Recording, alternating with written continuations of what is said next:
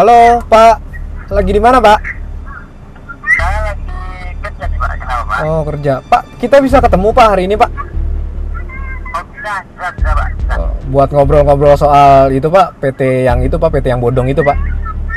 Iya bisa Pak. Ah. Bapak ingin ketemu di mana Pak? Ya. Atau saya yang tentukan tempatnya Pak? Bapak yang tentukan aja, Pak, tempatnya. Di mana, Pak, kira-kira, Pak? Oke, di taman aja Pak ya, saya Oh. tunggu di taman. Oke, baik, Pak. Segera meluncur saya, Pak.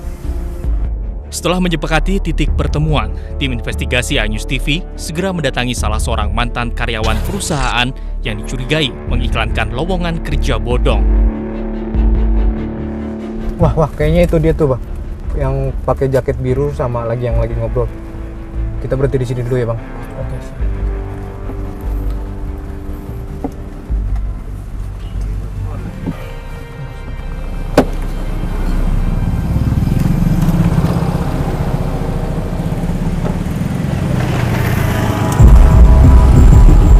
Kami pun langsung disambut oleh seorang pria yang berusia sekitar 42 tahun, sebut saja namanya Budi.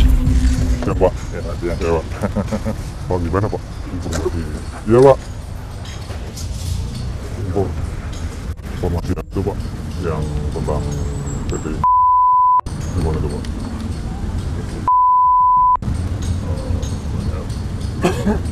Ini yang dari tempat orang kerja. Cuman memang seperti PT beneran, tapi itu ada modus yang memang disengaja atau istilahnya di apa ya, sudah di apa sih namanya,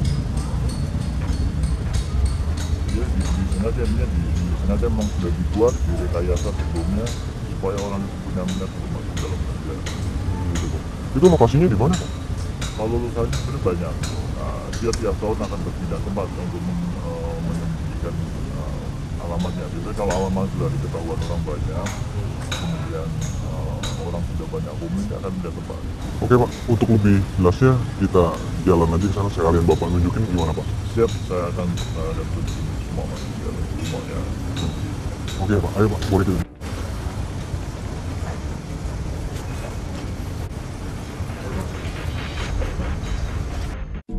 Kepada tim investigasi Anyus TV, Budi mengaku pernah terjebak bekerja di perusahaan penipu dengan modus lowongan kerja.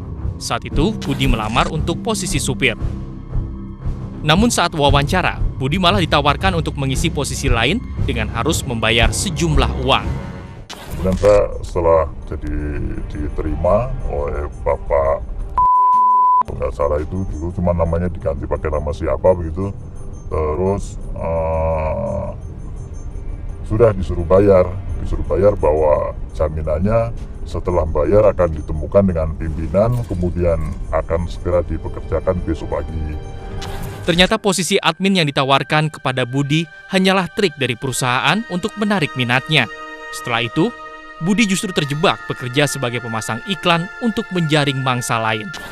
Nah, di situ saya diajarin bagaimana cara membuat iklan, bukan seperti yang jadi admin ataupun driver, tapi diarahkan untuk menjadi admin di dalam, karena jadi admin di dalam itu katanya lebih enak. Sekali dapat data, 150, 200, bahkan sehari bisa dapat 405. Setelah itu saya diajarin bagaimana caranya beriklan, bagaimana caranya mencantumkan email, bagaimana supaya iklan kita ini selalu di atas, terlihat oleh orang terus, kemudian bagaimana untuk basa-basinya, semuanya saya diajarin.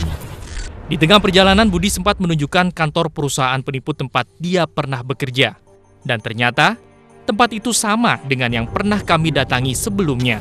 Oh, ini Pak, Bapak coba lihat ke kanan, itu nomor. Ini adalah salah satu perusahaan inti saya yang bodong itu Pak ya. Perusahaan yang diduga melakukan penipuan ini juga memiliki kantor pusat yang tak jauh dari kantor cabang yang kami datangi sebelumnya. Ini adalah kantor pusat dari PT kita itu Mas. Nah, ini kantor pusatnya, termasuk yang di sebelahnya PT juga cabangnya yang bergerak di rekrutmen. Nah, ini orang-orang yang di depan itu adalah satu keamanan satpam, keamanan satu dari tentara, itu adiknya bosnya yang satunya. Di sini tempat apa gitu? Kalau di sini itu yang pintu yang dibuka itu di dalamnya ada tempat untuk training, Pak. Untuk training, untuk mendapatkan sertifikat training tadi di dalam. Jadi semua pelamar dari cabang manapun ketika training akan di training di sini, Pak. Ada tahap 1 pagi dan ada tahap 2 siang, kalau nggak salah itu, Pak. Setiap hari perusahaan bisa menerima rata-rata 100 orang pelamar kerja. Perusahaan penipu ini selalu berpindah tempat untuk mengelabui pihak yang berwenang.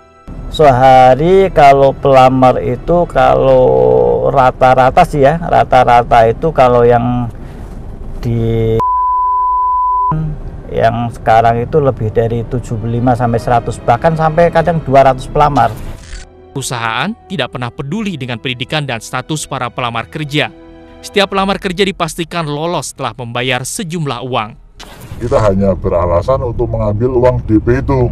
Kalau di tempat saya itu, Pak, dulu asal bayar lolos, Pak. Asal sudah bayar lolos. Cuman pekerjaan apa yang akan diberikan, nah ini nanti kita akan olah berikutnya. Tipu menipu dengan modus lowongan pekerjaan sudah berlangsung dalam waktu yang cukup lama. Kenapa masalah ini masih terus terjadi? Lalu bagaimana instansi terkait menyikapi permasalahan ini? Kami akan membahas di segmen selanjutnya.